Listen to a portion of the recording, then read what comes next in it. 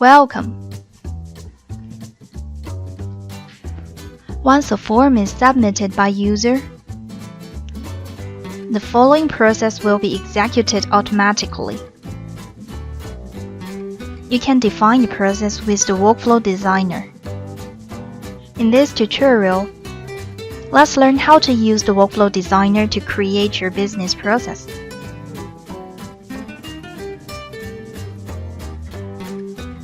The Workflow Designer includes different actions listed in the left panel. The assignment task will be used if you want to assign a task to someone or a group of users. A claim task allows you to create a task for a group, and one of the group members might claim this task. Using send email actions to send emails to users or groups. Use the HTTP request action to call web service provided by third-party system. Change the workflow variables with the set variable action. If you need to include multi-branches in the process, then use the inclusive gateway action. Set contents list action will allow you to add, update, or delete records stored in the Yeeflow applications. The end action will be the endpoint of this process. End with rejection action mostly will be used with the assignment task. After the task is rejected by the task owner connected to this action, then the process will be completed, and the submitter can resubmit this form. To add an action, just click and drag the action to the canvas. The operation menus are displayed at the bottom of this action. Click Delete icon to delete this action. Click the Settings icon in the middle to open the Set Priorities of this action in the pop-up window. Click and drag the arrow icon to connect this action to the next steps. Click the Delete icon to delete this error.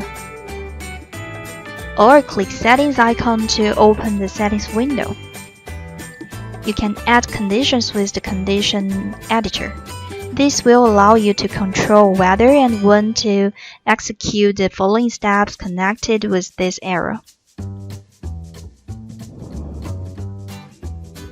You can set one condition or a group of conditions.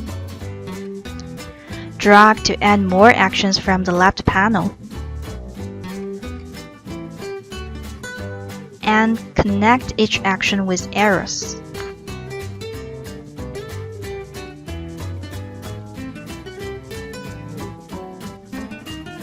In this case, the process will be firstly get approval from the line manager, then include 2 branches based on the value of total cost.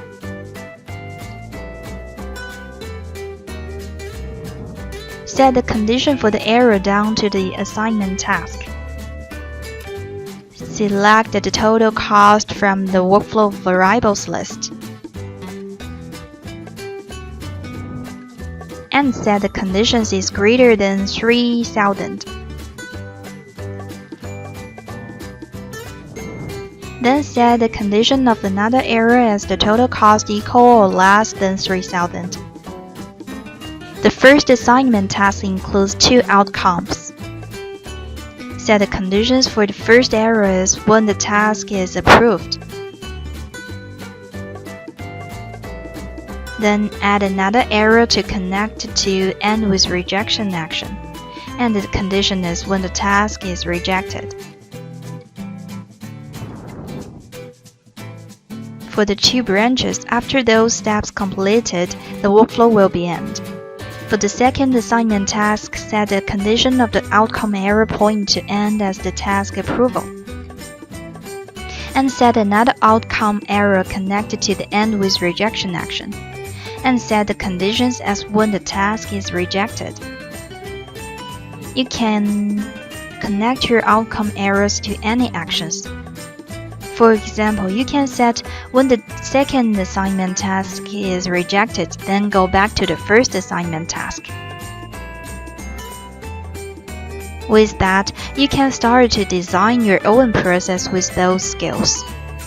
To learn more about Workflow Builder, check out our other tutorials. Thanks for watching.